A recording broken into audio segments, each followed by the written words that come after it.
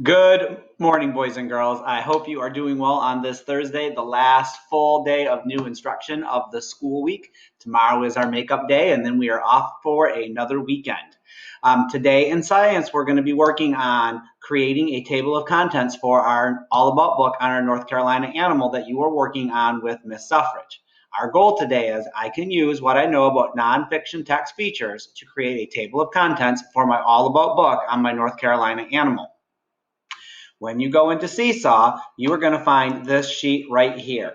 Everything is already pretty much typed up for you if you can print this out. If you can't print this out, just get any piece of paper that you have, write table of contents in big letters across the top of the page, then write body structure and tell me what page in your book body structure is. Then tell me habitat, foods, needs, life cycle, movement, communication, interesting facts, and resources.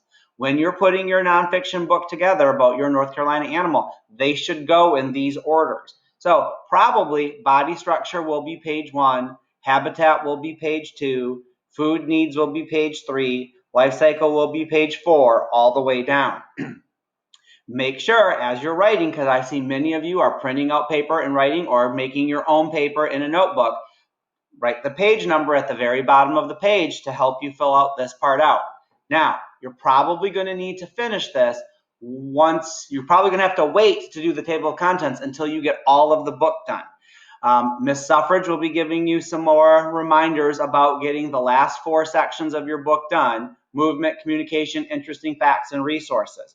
And if you remember how to take your facts that you got from your research and turn them into big, complete sentences and write these pages, then you can go ahead and start working on that as part of your science time today if you want. Like maybe go ahead and pull up your information that you gathered on how your animal moves and do that section today.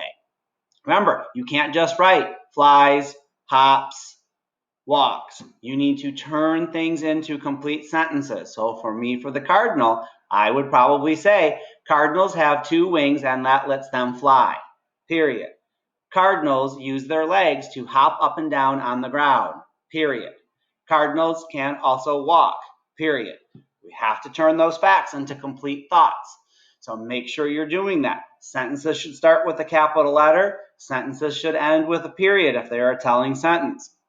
And make sure you use, and you have to have 3 sentences per page on each of these sections of your book, with the exception of maybe communication and movement, because some animals you might have only been able to find 1 or 2 pieces of information, and on communication you might not have been able to find any. So it's okay if you don't have that section. If you have any questions, drop by your office hours today. Either come to see me, Mr. Warholic, or your regular classroom teacher.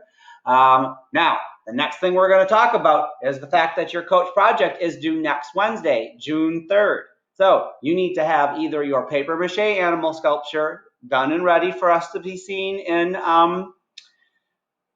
Seesaw, your Play-Doh sculpture of your animal, all done and looking as best to your ability, looking like your animal, or a really well detailed drawing and painting or coloring of your animal. That's going to be due by next Wednesday. You also need to be finishing this book. When you go into Seesaw and to show us your animal, you should be able to tell us some of the features of your animal. Oh, this is my cardinal. The males have bright red feathers. The females have grayish brown feathers. They are birds and they're covered in feathers. They build their homes in nests. Their habitat is in North Carolina. You can find them all over our state. I can even see them in my backyard. They get their food at bird feeders, and they eat crickets and caterpillars. They like to eat berries, and they like seeds. They are songbirds. They love to sing. They have 25 different sounds. Those are the kind of things you should be telling us in your video as you're showing us your final coach project. We need to put all of the learning together in that coach project. All right, that's it for science today. If you have any questions, just want to say hi, want to read me a book, even if you're not normally in my classroom, you are more than welcome to come and do that. Have a great day, guys.